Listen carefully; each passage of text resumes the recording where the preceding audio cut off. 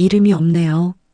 결혼식장 입구에서 직원이 종이를 내려다보며 말했다. 주변에 서 있던 사람들이 잠시 멈췄다. 직원은 좌석 배치표를 다시 넘겼다. 손가락이 한 줄에서 멈췄다. 여긴 비어있는 자리예요. 종이는 접히지 않은 채 들려 있었다. 사람들 시선이 그 종이 위로 모였다. 그 사람은 아무 말도 하지 않았다.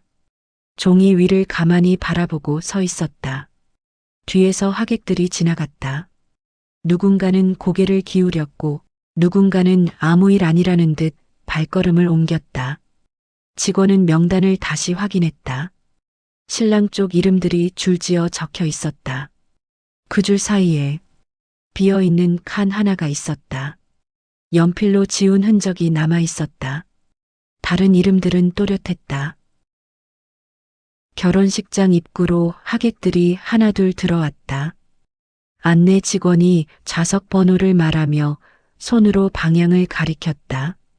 하객들은 고개를 끄덕이고 안쪽으로 걸어갔다. 입구 옆에는 좌석 배치도가 붙어 있었다. 신랑 측 가족 좌석은 왼쪽에 적혀 있었다. 이름들이 줄지어 있었고 그중 한 칸만 비어 있었다. 아들은 식장 안쪽에 서서 입구를 바라보고 있었다. 사람들이 지나갔지만 그는 움직이지 않았다. 시선은 계속 문 쪽에 머물러 있었다. 어머니 이름이 적힌 좌석 앞에는 아무것도 없었다. 가방도 없고 외투도 보이지 않았다. 옆자리에는 이미 핸드백과 코트가 놓여 있었다. 그 자리만 그대로 남아 있었다. 식장 직원이 좌석 쪽을 천천히 돌았다. 손에 든 명단을 펼쳤다. 빈 좌석을 한번 보고 다시 종이를 내려다봤다. 사진 촬영을 알리는 안내 방송이 흘러나왔다. 방송이 끝나자 식장 안이 잠시 분주해졌다. 사람들이 자리에서 일어났다. 아들은 주머니에서 휴대전화를 꺼냈다.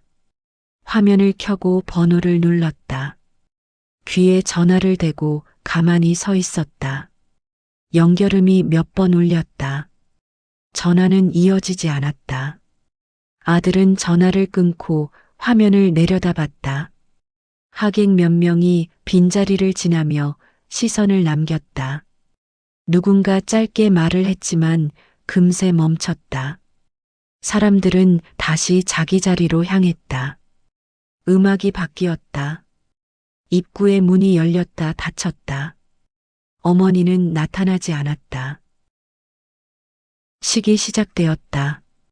하객들이 자리에 앉으며 소리가 줄어들었다. 조명이 무대 쪽으로 옮겨졌다.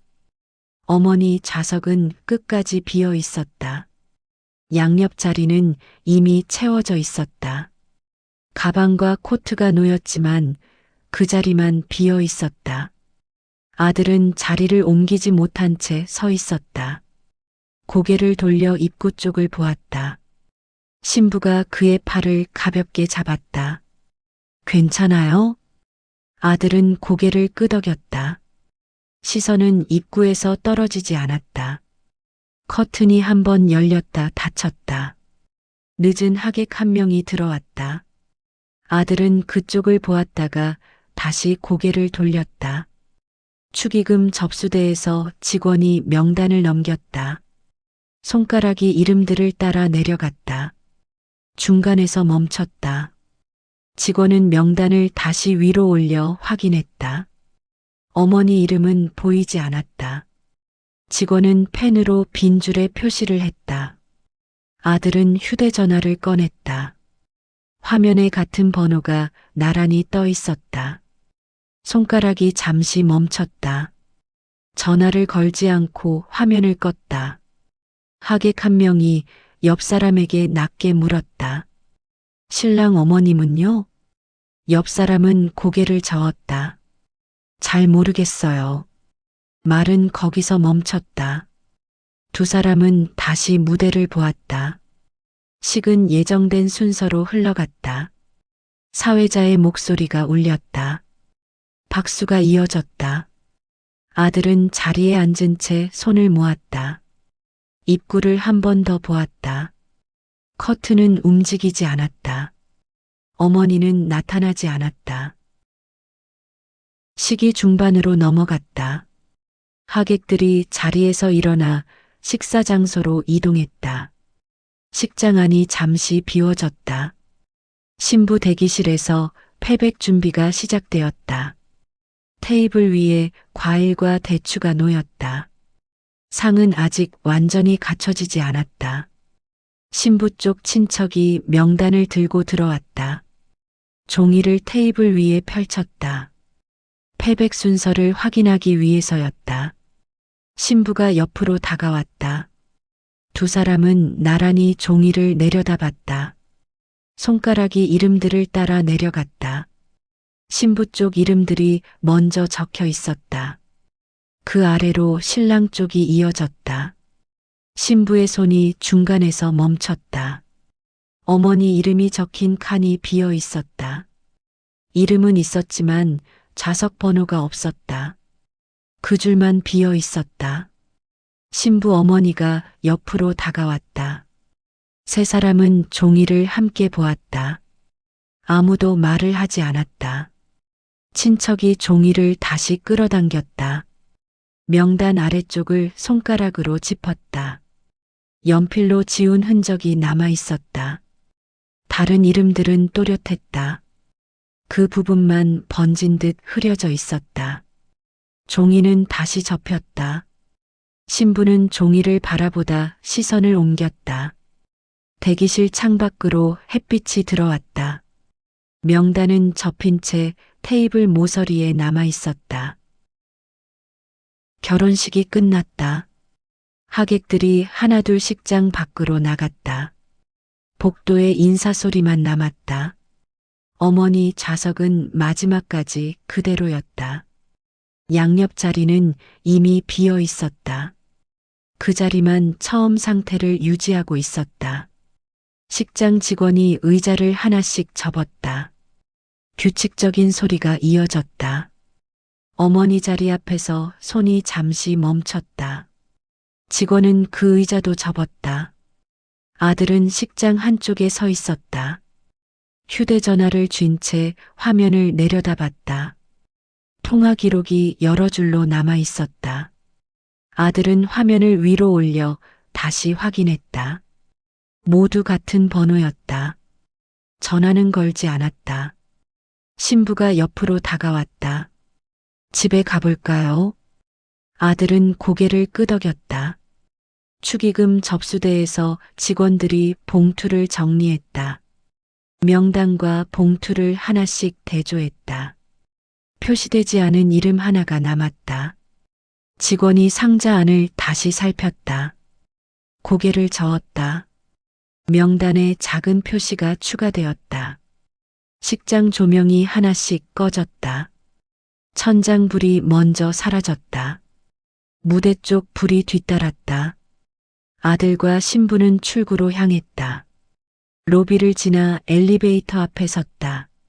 문이 열리고 두 사람이 들어갔다. 식장 건물이 점점 멀어졌다. 간판 불빛이 희미해졌다. 차가 출발하며 어머니 집 쪽으로 방향을 틀었다. 차가 어머니 집 아파트 앞에 멈췄다. 아들이 시동을 끄고 차에서 내렸다. 신부도 함께 내려 옆에 섰다. 두 사람은 엘리베이터를 탔다.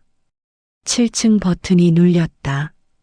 문이 열리고 복도가 나타났다. 조명이 희미하게 켜져 있었다. 아들은 703호 앞에 멈췄다. 초인종을 눌렀다.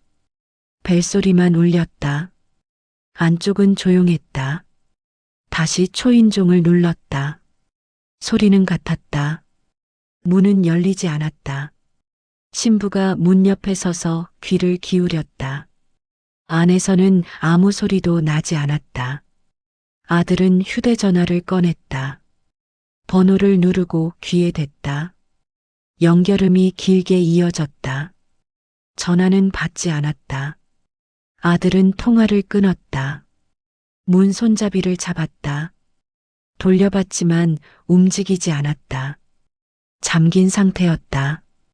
아들은 문 위쪽을 올려다봤다. 빛은 새어나오지 않았다. 신부가 우편함을 열었다. 전단지 몇 장이 들어 있었다. 날짜는 사흘 전이었다. 복도 끝에서 이웃 한 명이 나왔다. 두 사람을 보고 고개를 숙였다. 말은 없었다. 신부가 물었다. 관리사무소에 연락할까요? 아들은 고개를 저었다. 내일 다시 오자. 신부는 더 말하지 않았다. 아들은 문을 한 번 더 바라봤다. 메모는 붙어 있지 않았다. 엘리베이터 문이 열렸다. 두 사람이 안으로 들어갔다. 버튼 불이 아래로 내려갔다. 차에 올라타 시동을 걸었다. 아들은 룸미러로 건물을 봤다. 7층 창문은 어두웠다. 차가 단지를 빠져나갔다. 어머니 집 불은 켜지지 않았다. 사흘이 지났다. 아들은 다시 어머니 집 앞에 섰다. 초인종을 눌렀다. 반응은 없었다. 아들은 관리사무소로 내려갔다. 관리인은 상황을 듣고 자리에서 일어났다. 예비 열쇠를 꺼냈다. 두 사람은 엘리베이터를 탔다. 7층에서 문이 열렸다. 복도는 조용했다. 703호 앞에 섰다. 관리인이 초인종을 눌렀다. 안에서는 소리가 없었다. 열쇠가 문에 꽂혔다. 손잡이가 돌아갔다. 문이 열렸다. 현관 안은 어두웠다. 불은 켜지지 않았다. 공기만 흘러나왔다. 신발장이 보였다. 신발은 거의 남아있지 않았다. 늘 신던 신발 자리가 비어 있었다. 거실로 들어갔다. 소파는 그대로였다. 방석은 보이지 않았다. 벽에 걸려있던 액자는 내려와 있었다. 바닥에 놓여 있었다. 먼지는 정리된 상태였다. 안방 문을 열었다. 침대는 남아 있었다. 이불과 베개는 없었다. 옷장을 열었다. 안은 비어 있었다. 옷걸이 몇 개만 남아 있었다. 부엌으로 향했다. 그릇은 거의 없었다. 냉장고 전원은 꺼져 있었다. 관리인이 거실에서 말했다. 짐을 빼신 것 같습니다. 아들은 대답하지 않았다. 현관 쪽으로 돌아왔다. 신발장을 다시 한번 보았다. 비어있는 자리에 손을 댔다. 관리인은 더 묻지 않았다. 문이 다시 잠겼다. 열쇠는 관리인의 손에 남았다. 아들은 복도를 걸어 엘리베이터로 향했다. 문이 닫히며 703호가 사라졌다. 아들은 집으로 돌아왔다. 신부는 거실에 앉아 있었다. 아들을 보고 일어났다. 어떻게 됐어요? 아들은 소파에 앉았다. 짐을 다 뺐더라고. 신부는 말하지 않았다. 아들 옆에 앉았다. 아들은 가방에서 서류 봉투를 꺼냈다. 결혼식 준비 때 받아둔 것이었다. 봉투를 열었다. 종이 몇 장이 나왔다. 그중 맨 위에 명단이 있었다. 하객 좌석 배치표였다. 아들은 종이를 펴서 탁자 위에 놓았다.